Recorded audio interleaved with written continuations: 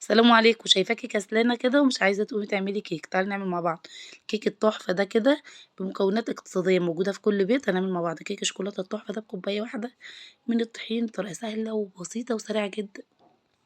صلّي على النبي وتعالوا شوفوا المكونات. أول حاجة كده عندي شفشق الخلاط هنشتغل فيه، تمام كده. حطيت فيه كوباية من السكر، وخلّي الكوباية بتاعتِك معيار لكل المكونات اللي أنتِ هتستخدميها. عليه كده كوباية من الزيت، هاضيف عليهم كمان كوباية من الحليب، أي نوع حليب موجود عندِك كامل الدسم أو خالي الدسم مش هيفرق كتير يعني، تمام كده.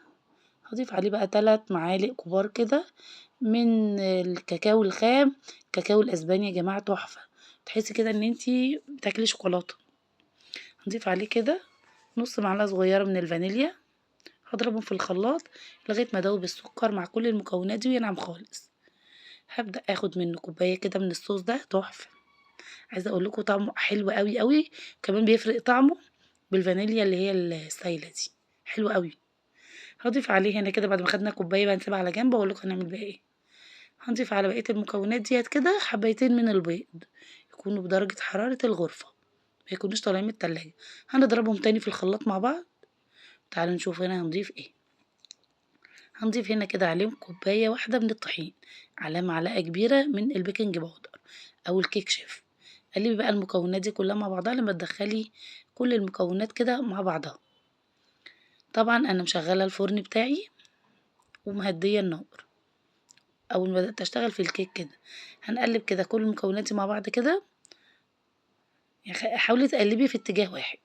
هاتي بقى أي فورمة عندك، أي صينية موجودة عندك، وادهنيها كده بدهنة من السمنة أو الزيت، مش لازم تعفريها يعني بالدقيق ولا حاجة.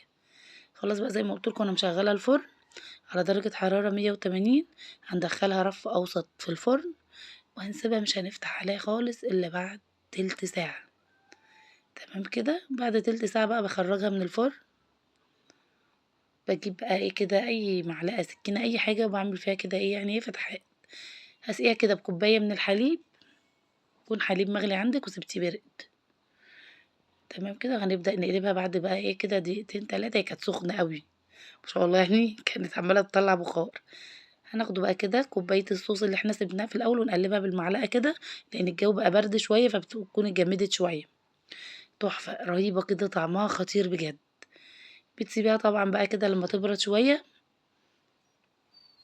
وعندي دوّة شوكولاتة شيبس ممكن تجيبي ب10 جنيه، أنا جايبة ب10 جنيه، عملت بيه يعني وصفتين مش وصفة واحدة. تسيبيها بقى تهدى شوية وتبدئي تقطّعيها، هشة جدًا وطعمها تحفة. شايفين الهشاشان اللي فيها بقى تحفة كده بكوباية واحدة من الطحين، 3 معالق من الكاكاو، عملنا الجمال ده كله. الموضوع سهل وبسيط وفرحي أولادك بيها. أنا عندي آدم اللي طالبها عملتها وطلبها تاني، يعني عايزة أقول لكم ممكن أعملها كل يوم من جمالها ومن حلاوتها، تعجب الكبير وبتعجب الصغير. طعمها حلو أوي وسهلة اقتصادية وبسيطة. جربوها لو عجبتكم شيروا الفيديو. مع السلامة.